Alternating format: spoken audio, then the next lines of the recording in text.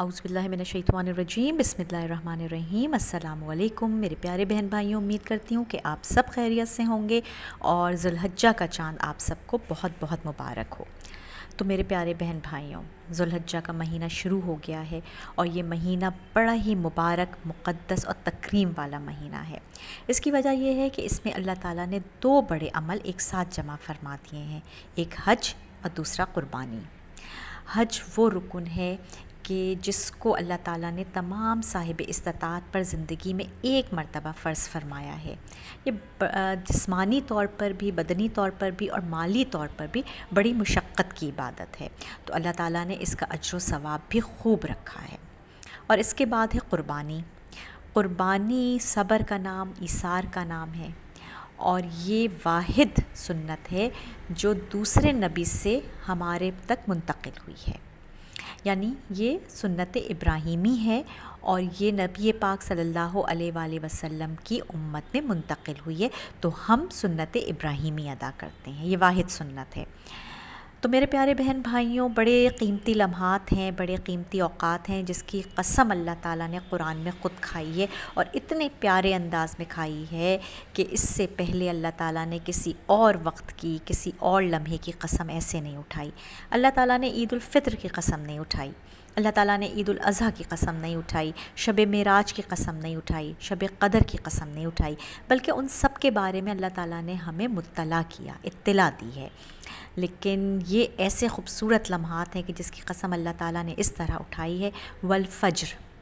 مجھے قسم ہے فجر کی۔ محدثین کے نزدیک یہ 10 کی صبح ہے، جب حاجی مزدلفہ میں رات گزارنے کے بعد صبح فجر پہ اٹھتے ہیں اور نماز ادا کرتے ہیں اور بڑی دعائیں مانگ رہے ہوتے ہیں، اور یہ کیفیت صرف وہ حجاج ہی بتا سکتے ہیں جو اس وقت اس کیفیت سے گزرے ہوں۔ پھر اللہ تعالیٰ فرماتے ہیں وَلَيَالٍ عَشْرٍ، یعنی 1 سے لے کے 10 تک کی راتوں کی قسم اٹھائی ہے۔ پھر اللہ فرماتا ہے وَالشَّفْعِ، یہ 10 تاریخ کی اللہ نے قسم اٹھائی ہے جب قربانی کی جاتی ہے۔ والوتر، یہ 9 تاریخ کی قسم اٹھائی ہے یوم عرفہ، جب تمام حجاج اکرام عرفات کے میدان میں جمع ہوتے ہیں، خطبہ سنتے ہیں، اور پھر اللہ تعالیٰ ان کو خوب پاک صاف کر دیتا ہے اور ان کے سروں پر حجاج کا صحرا سجا دیتا ہے۔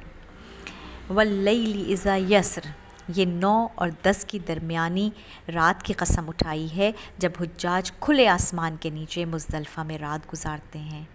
اور فقیرانہ طرز زندگی اس کا اظہار کرتے ہیں اپنے رب سے۔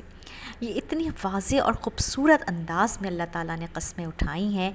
کہ اس کا کوئی مثال نہیں ملتی ہے، اور نبی پاک صلی اللہ علیہ وسلم نے فرمایا ہے کہ اس کی اہمیت اس لیے بھی بہت زیادہ ہے کہ پورے سال میں شیطان اتنا ذلیل و خوار نہیں ہو رہا ہوتا جو جتنا حج کے دن ہوتا ہے۔ وہ اپنے اوپر خاک ڈال رہا ہوتا ہے اور خوب ذلیل و خوار ہوتا ہے کہ میں نے سارا سال ان پر محنت کری ہے، اور اللہ تعالیٰ نے اپنے تمام حجاج کو بخش دیا ہے، یہاں تک کہ وہ حجاج جس کی سفارش کر رہے ہوتے ہیں اللہ ان کو بھی معاف کرتا چلا جاتا ہے۔ تو میرے بہن بھائیوں، ان راتوں کی فضیلت احادیث سے مبارکہ سے بھی خوب ثابت ہے، اور عشرہ ذو الحجہ کے بارے میں آپ صلی اللہ علیہ وسلم نے فرمایا ہے کہ عمل صالحہ اللہ کے نزدیک ان دنوں سے زیادہ مقدس یا محبوب نہیں ہے۔ تو میرے پیارے بہن بھائیوں، اپنی عبادتوں کو تھوڑا سا ملٹیپلائی کر دیجئے، تہجد کا اہتمام کر لیجئے، فجر آپ لوگ الحمدللہ پڑھتے ہیں تو پھر تھوڑی دیر انتظار کر کے اشراق پڑھ لیجئے تو ایک عمرے کا ثواب مل جائے گا، تلاوت بڑھا دیجئے، ذکر و اذکار بڑھا دیجئے، تو اللہ تعالیٰ ہم سب کی دعاؤں کو قبول فرمائے گا۔ تو اس میں ایک بڑا ہی پیارا وظیفہ بتا رہی ہوں، جب یہ سارے دعائیں قبول ہو رہی ہوں گی تو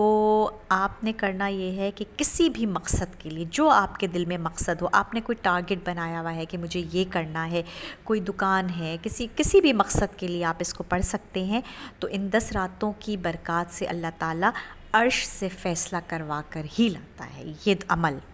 اور اللہ تعالیٰ کے عرش کے دروازے کھل جاتے ہیں۔ تو آپ نے کرنا یہ ہے کہ 2 رکعت نماز صلاۃ الحاجت کی نیت سے ادا کرنی ہے۔ پہلی رکعت میں سورہ فاتحہ کے بعد آپ نے 11 مرتبہ سورہ کافرون پڑھنی ہے، اور دوسری رکعت میں آپ نے سورہ فاتحہ کے بعد سورہ اخلاص یعنی قل هو اللہ احد پڑھنی ہے۔ اس کے بعد آپ نے درود شریف پڑھنا ہے، اور پھر آپ نے 1200 مرتبہ یا بدی العجائب بالخیر یا بدیو، یہ پڑھنا ہے، یعنی بغیر کسی ذرائع کے پیدا کرنے والی ذات، اور یہ صرف اللہ تعالیٰ میں ہے۔ اور پھر آپ دیکھیے گا، اپنے مقصد کے لیے دعا کیجیے گا تو یہ عرش سے فیصلہ کروا دیتی ہے۔ تو میرے بہن بھائیوں، اگر ایک نشست میں آپ کے لیے 1200 مرتبہ پڑھنا مشکل ہے تو اس کا دوسرا طریقہ یہ ہے کہ آپ نے صلاۃ الحاجت اسی نیت سے پڑھنی ہے، اور پھر آپ نے 313 مرتبہ